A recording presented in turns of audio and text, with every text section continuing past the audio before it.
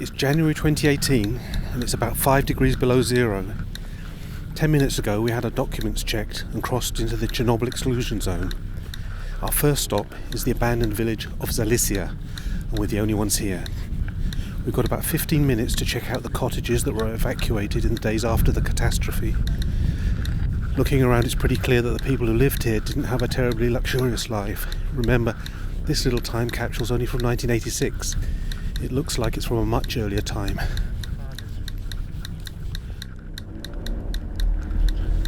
Back on the bus and heading north, we compare the readings on our Geiger counters, and outside the kindergarten at Kopachi we have a chance to try them out for real. The base of this tree is a well-known radiation hotspot, and close to the ground some of us are getting readings of around 5 microsieverts an hour, which is something like 40 or 50 times normal background levels. We're only about 3 kilometres away from the reactor complex, so this place would have been highly contaminated after the accident. All of the wooden houses here have been bulldozed and buried, but the kindergarten's made of concrete, so it was left standing. It's still full of storybooks, little beds and spooky children's dolls. I've been here before and the dolls have all been moved around since then, I guess by tourists, all looking for the best shot. Next stop, the biggest movable structure in the world. The new safe confinement is big enough to fit over the Empire State Building and wide enough to accommodate the Titanic sideways. It replaces the original makeshift concrete and steel sarcophagus, and it should buy the engineers enough time to deal with the hundreds of tons of highly radioactive debris from reactor number 4. At the time of the disaster, there were 4 working reactors on the Chernobyl site. 2 more were under construction, and here, a short walk through the woods, is the building site that would have been reactor number 5. It was about 70% complete when the project was abandoned. This is the cooling tower for the 5th reactor. It's an enormous cathedral of a place with a fantastic echo inside and a few other surprises, like this giant portrait. So, day 2, and it stopped snowing. Actually, it's warmed up a bit, and it's only a degree or 2 below zero. We're in Pripyat, armed with cameras, Geiger counters, and now surgical masks to minimise the chances of us inhaling radioactive dust. So this way you can see the 3M, which is the place where you can put on your mouth. We're going into hospital number 126. This is the place where the first casualties of the disaster were brought, the plant workers and the firemen. Their highly contaminated clothes were dumped in piles in the basement. The stairwells have been filled with sand to prevent people from getting too close.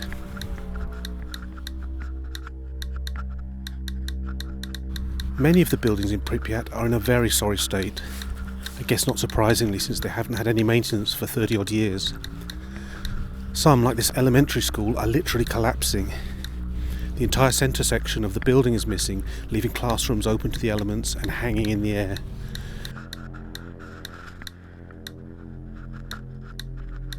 I'm glad I wasn't standing here when this lot came down.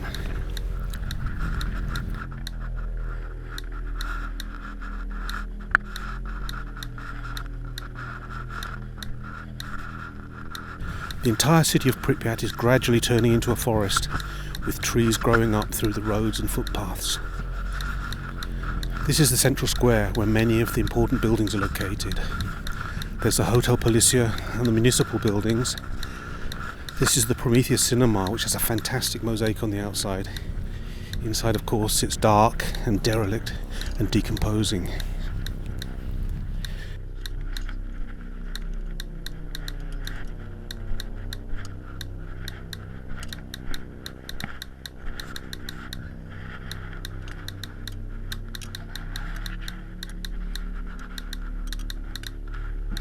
These are the icons of Pripyat that I think everyone's familiar with.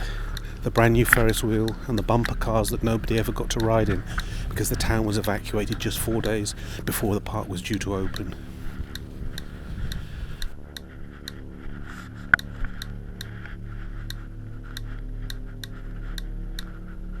Now we're in elementary school number 3, and the main attraction here is the canteen, which has been strewn with hundreds of children's gas masks. Inevitably somebody's posed a doll on a chair wearing a gas mask. The cash register's got money in it, but the notes are modern Ukrainian ones rather than the rubles that would have been in use when the canteen was operating.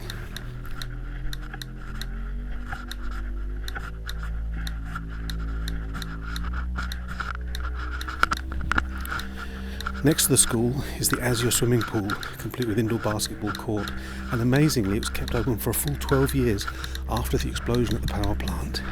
It was used by the so-called liquidators who worked for years to decontaminate the zone.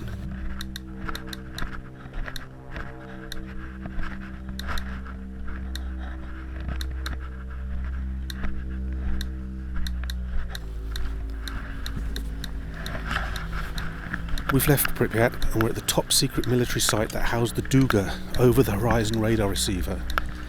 This colossal installation worked by bouncing signals off the ionosphere and was designed to provide early warnings of a ballistic missile attack.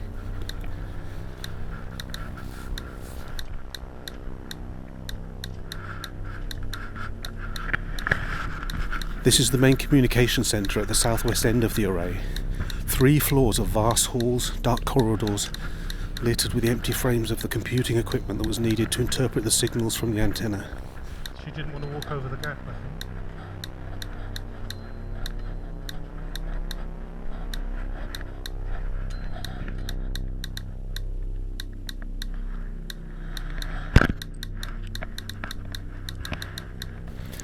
Look at these piles of printed circuit boards.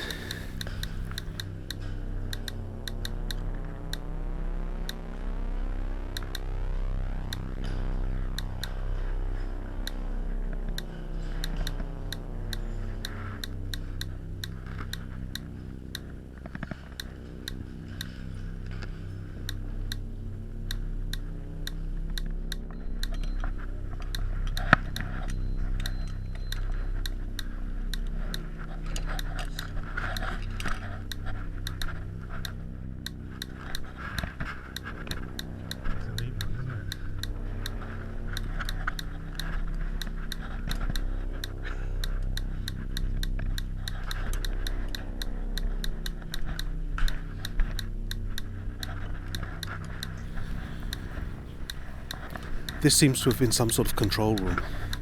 Imagine rows of Soviet intelligence officers staring at their consoles, looking for the telltale signs of a nuclear missile launch half a world away.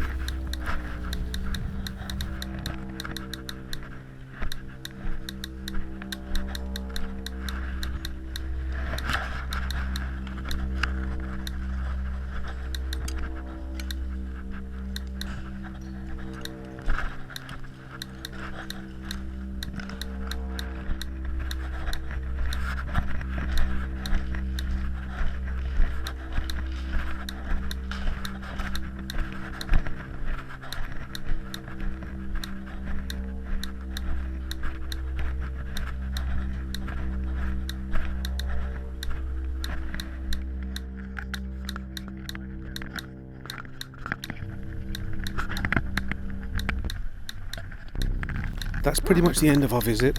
The only thing left to do now is to pass through the final radiological checkpoint before heading south to Kiev.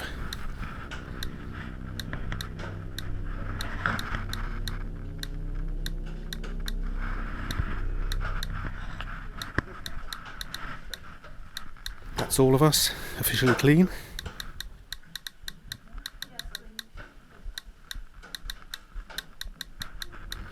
I think we can turn the Geiger counters off now.